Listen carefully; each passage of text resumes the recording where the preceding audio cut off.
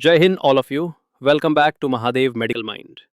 Last video में हमने देखा था रेस्पिरेटरी सिस्टम के पार्ट 1 को, जिसमें हमने समझा था कि सांस लेने का प्रोसेस कैसे होता है और कौन-कौन से ऑर्गन्स इसमें इन्वॉल्व होते हैं, जिसको अपर रेस्पिरेटरी सिस्टम कहते हैं।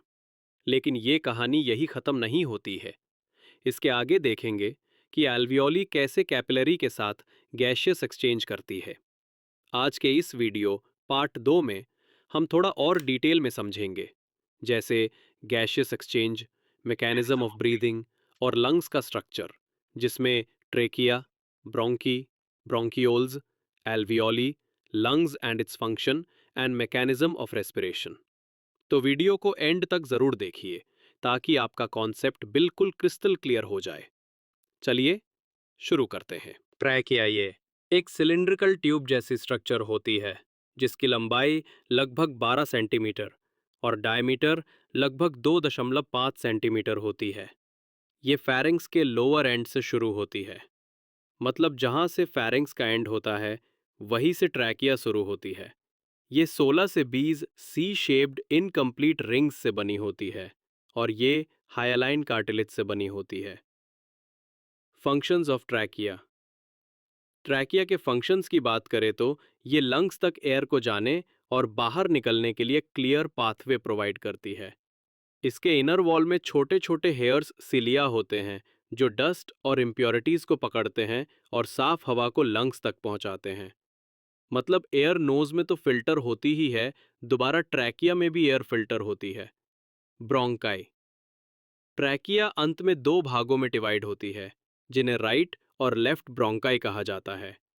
उसके बाद ये ब्रोंकाई आगे जाकर अपने अपने लंग्स में प्रवेश करती हैं तथा राइट ब्रोंकस छोटा और चौड़ा होता है, जबकि लेफ्ट ब्रोंकस लंबा और पतला होता है। Function of bronchi.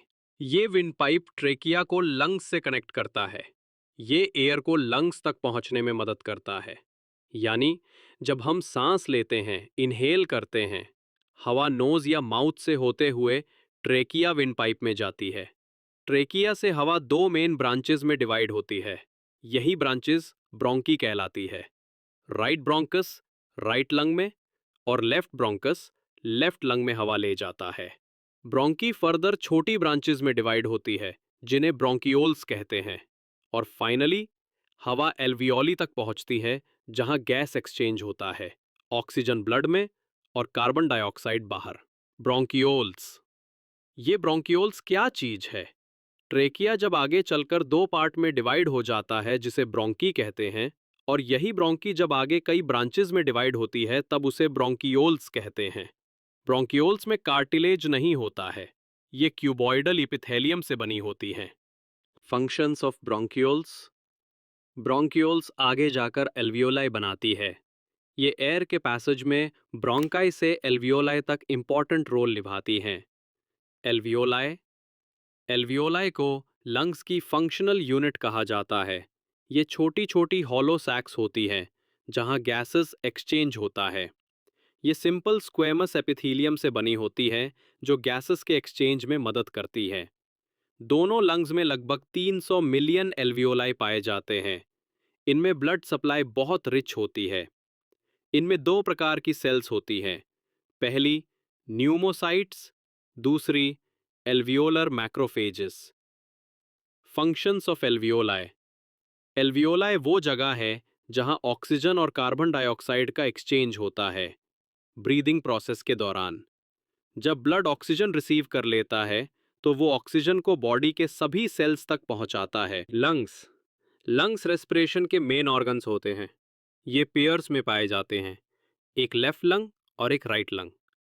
Lungs spongy और एयर फिल्ड कोन शेप्ड ऑर्गन्स होते हैं जो चेस्ट के दोनों तरफ स्थित होते हैं। लंग्स को एक डबल मेम्ब्रेन कवर करती है जिसे प्लूरल मेम्ब्रेन्स कहते हैं। ये दो प्रकार की होती हैं, outer membrane parietal pleura, inner membrane visceral pleura.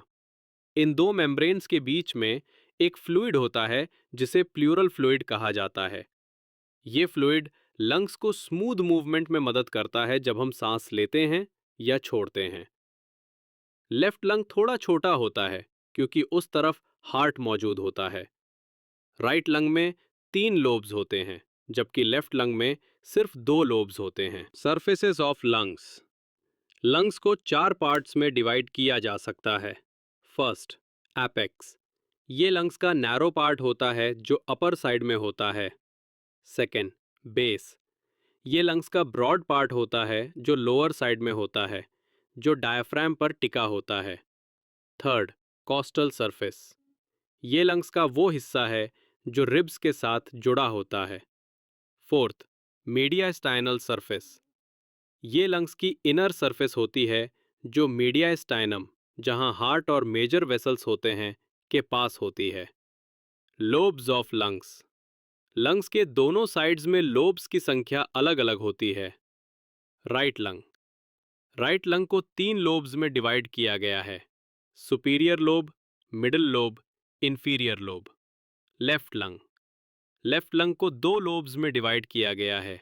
Superior lobe, inferior lobe. अब हम लोग बात करेंगे इस टॉपिक की 3D वीडियो के बारे में, जिसमें ट्रेकिया से लंग्स तक समझेंगे कि कैसे फंक्शंस होते हैं, कैसे ऑर्गन्स वर्क करते हैं।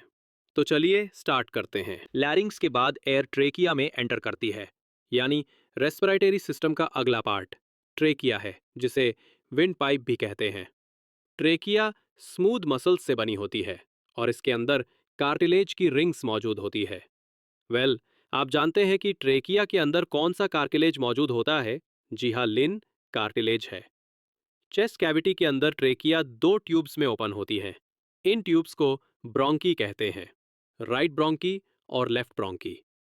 राइट ब्रोंकी राइट लंग्स के अंदर एंटर होती है और लेफ्ट ब्रोंकी लेफ्ट लंग्स के अंदर एंटर होती है।